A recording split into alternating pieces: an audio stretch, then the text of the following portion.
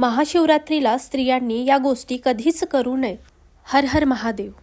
महाशिवरात्री हा दिवस भगवान शंकरांची कृपा मिळवण्यासाठी सर्वात पवित्र दिवस मानला जातो. पण या दिवशी काही गोष्टी अज्ञानामुळे किंवा चुकीच्या समजुतीमुळे केल्या जातात, ज्यामुळे पूजेचा लाभ कमी होतो. आजच्या या व्हिडिओमध्ये आपण बघणार आहोत शिवरात्री स्त्रियांनी कोणत्या गोष्टी कधीच करू नयेत. शास्त्र, परंपरा आणि अध्यात्माच्या दृष्टीने या गोष्टी टाळाव्यात. सर्वात प्रथम आहे, मासिक पाळीच्या काळात शिवपूजन करू नये. शास्त्रानुसार मासिक पाळी हा स्त्रियांच्या शरीरातील शुद्धीकरणाचा नैसर्गिक काळ आहे. या काळात शिवलिंगाला स्पर्श करणे, अभिषेक करणे, उपवास करणे, रुद्राभिषेक करणे टाळावे. मात्र मनात ओम नमः शिवाय जप आणि ध्यान करता येतं. दुसरं म्हणजेच शिवलिंगावर कधीही हळदी कुंकू लावू नये. महिलांकडून ही चूक अनेकदा होते. शिवलिंग म्हणजेच निराकार तत्व, त्यामुळे कुंकू, हळद, सिंदूर शिवलिंगावर अर्पण करू नयेत. योग्य अर्पण काय आहे? पाणी, दूध, बेलपत्र, धतुरा, भस्म हे तुम्ही शिवलिंगावर अर्पण करू शकता. तिसरं म्हणजेच खोटे व्रत संकल्प करू नये.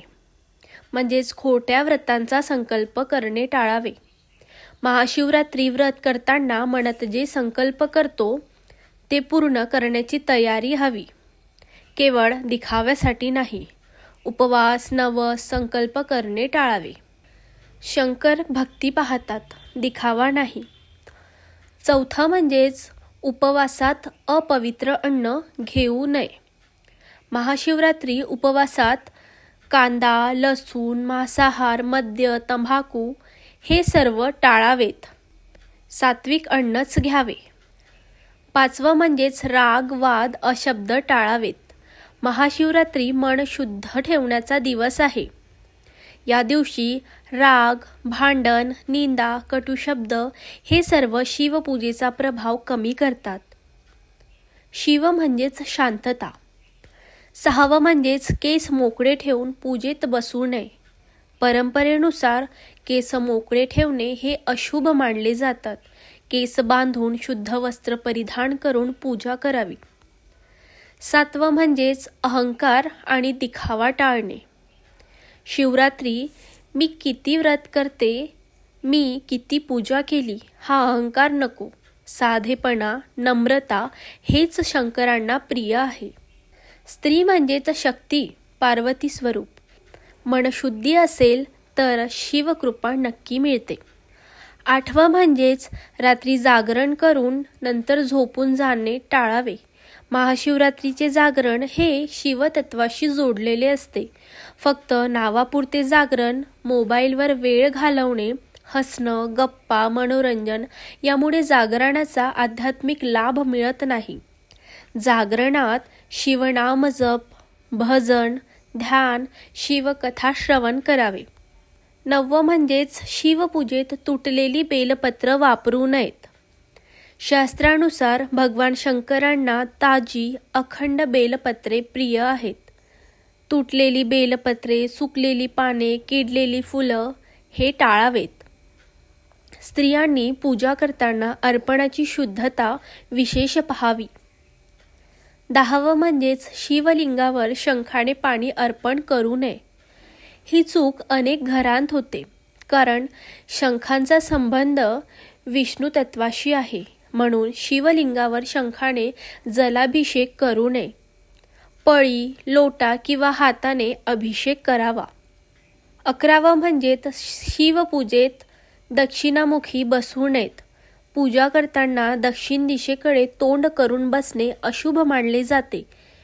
योग्य दिशा म्हणजेच पूर्व आणि उत्तर ही शिवपूजेसाठी शुभ आहेत. 12वं म्हणजेच शिवपूजेदरम्यान सतत आरसा पाहू नये. महाशिवरात्री अंतर्मुख होण्याचा दिवस आहे. वारंवार आरशात बघणे, सौंदर्याकडे लक्ष देणे, बाह्य आकर्षण हे साधनेत अडथळा ठरते. 13वं म्हणजेच जास्त दागिने घालून पूजा टाळावी. शंकरांना साधेपणा प्रिय आहे. भारी दागिने, दिखाऊ साज यापेक्षा साधे कपडे, स्वच्छता आणि नम्रता हे अधिक फलदायी ठरतात. 14वं म्हणजेच नवस फक्त संसारासाठीच मागू नये. अनेक स्त्रिया लग्न, पती, मुलं, पैसा यासाठीच नवस करतात, पण शंकर मोक्षदाते आहेत म्हणून आरोग्य, मनशांती, सद्बुद्धी, भक्ती यासाठीही प्रार्थना करावी. 15वं म्हणजेच उपवासात खोटं बोलणे टाळावे. महाशिवरात्री मन, वाणी, कर्म तीनही शुद्ध असावेत. खोटे बोलणं, फसवणूक, निंदा हे उपवास निष्फळ करतात. 16वं म्हणजेच शिवपूजेनंतर लगेच केस धुणे टाळावे. अशी मान्यता आहे, पूजेनंतर लगेच केस धुणे ऊर्जेचा अपव्यय मानला जातो. काही वेळाने किंवा दुसऱ्या दिवशी स्नान करावे. 17वं म्हणजेच हे नियम कठीण आहेत असा विचार करू नये. लक्षात ठेवा, स्त्रियांवर बंधन नाही, आत्मशुद्धीसाठी मार्गदर्शन आहे. शिव हे भाव पाहतात, विधी नाही. मन पवित्र असेल, भाव खरा असेल तर कोणताही नियम शिवकृपेला अडवू शकत नाही. 18वं म्हणजेच शिवपूजेत घड्याळाकडे वारंवार पाहू नये.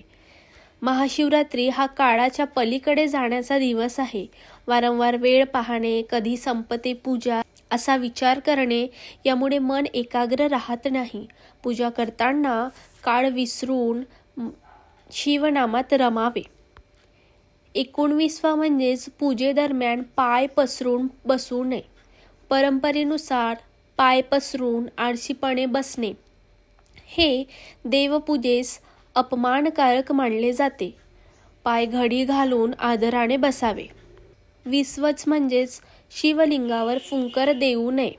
काही स्त्रिया दिवा विझवण्यासाठी, फुलं हलवण्यासाठी फुंकार देतात.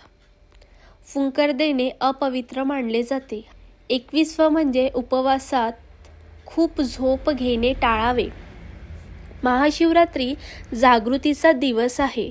दिवसभर झोप, आळस यामुळे व्रताची ऊर्जा कमी होते.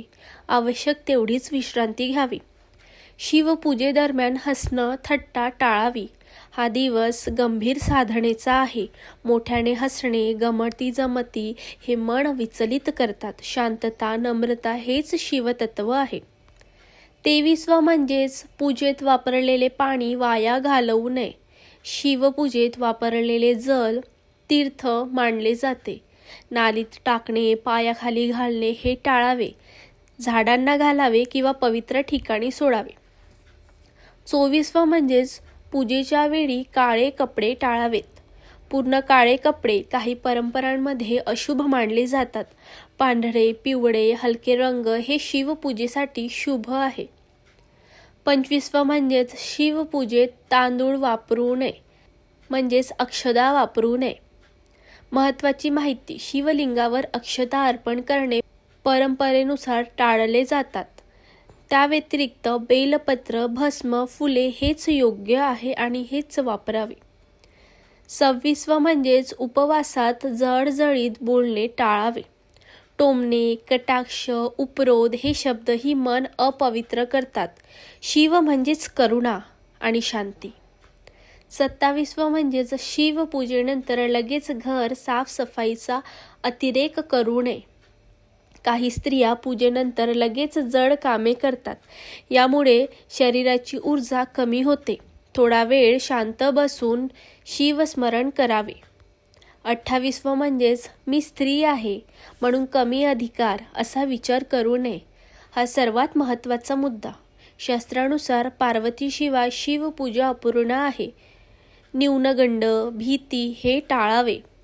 भाव, श्रद्धा हेच खरे पूजन. 29 म्हणजेच सोशल मीडियासाठी पूजा नको. हल्ली रील्स, फोटो, लाईव्ह हे सर्व पूजेचा हेतू बदलतात. शिव कॅमेऱ्यात नाही, हृदयात असतात. 30 म्हणजेच हे नियम पाळले नाही तर पाप लागेल अशी भीती बाळगू नये. शेवटचा पण अतिशय महत्त्वाचा मुद्दा. शिव भयाचे नाही, भक्तीचे देव आहेत.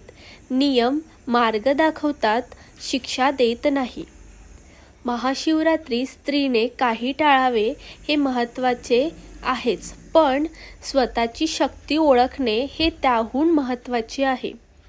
जर तुम्हाला हा व्हिडिओ आवडला असेल तर मंदिर यात्रा विथ निकुराज या चॅनलला सबस्क्राईब करायला विसरू नका आणि कमेंटमध्ये हर हर महादेव लिहायला सुद्धा विसरू नका.